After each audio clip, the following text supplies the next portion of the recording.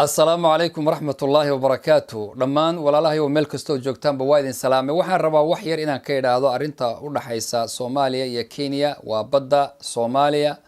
badda la isku haysta ma dhahayne waxaan dhahaynaa badda Soomaaliya waxaan isleeyahay Kenya arinteedu waa waxa la yiraahdo ku qabso ku qadimeyside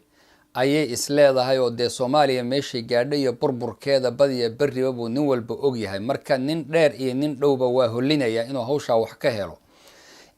laakiin waxaan rabaa inaan idhaahdo Soomaaliya geeyiga Soomaaliya ma aqbali karo wax la yiraahdo qudbasiro ama in si hoose loo dhamaysto ma aha waxaan isleeyahay anoo ka duulaya xadiiskii rasuulka sallallahu alayhi wa alihi wasallam man la yashkuri an-nas la yashkuri Allah madaxweynihii hore Xasan Sheekh khayr Allah siiyo mowqif aad iyo aad u wanaagsan ayuu ka gaadhay badda Soomaaliya markii doodeedii arinteedu ay soo baxday markii Kenya ay rabtay inay hoos hawlaha u dhameysana arinta waa laga hor istaagay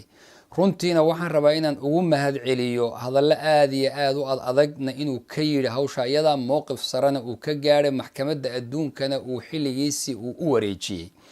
waxa kale oo runtii aan oran lahaa dadku waxa fiican marka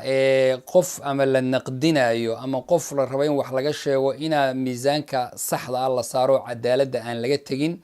ninka la yiraahdo walaal Cabdiraxmaan Cabdishakuur ba saxiixay baa la yiraahdaa badda laakiin Cabdiraxmaan waxaad ogtihiin oo isleeyahay wuxuu ka mid ahaa dawladdii xilliga jirtay oo madaxweyne lahayd oo ra'iisul wasaare lahayd oo golo wasiir lahayd marka wax go'aan lagu gaaray inuu qof gaar ah saxiixo hadda qofka keligii in si gooni ah loogu haysto ma ila qumane waxay ila tahay dawlad dhan oo jirta buu qayb uu ka ahaa waxa la saxiixayna bad la bixiyay waxaan filim ma ahe waxa weeye mudakaratu tafaahum wax carabiga lagu yiraahdo waa in la wada hadlo in la isla fahmo in la wada hadlana waxayna gaarsiisay ilaahay xamdigii maanta meesha aragtida maxkamadda adduunka inay taalo marka cadaaladana waa oran lahaa inaan laga tagin runtii haddana markii doodan ay soo baxdayna hadalla aad u wanaagsan buu Cabdiraxmaan iyo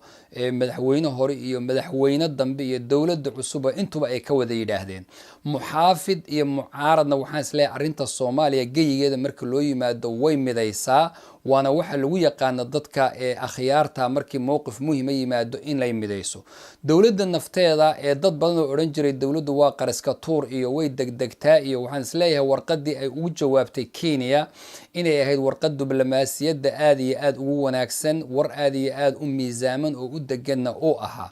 waxa hadda maqlayaa Kenya oo dhahaysa waa in raali gelin Soomaaliya ay bixiso waxaan isleeyahay Soomaaliya waxay raali gelin ka bixisa meesha ma yaalo badana iyada leh dhulkeedana iyada leh ciday raali gelin ka bixisana ma jirto ninkii dhoof ku yimid bayna geeridu dhibaysaa baan isleeyahay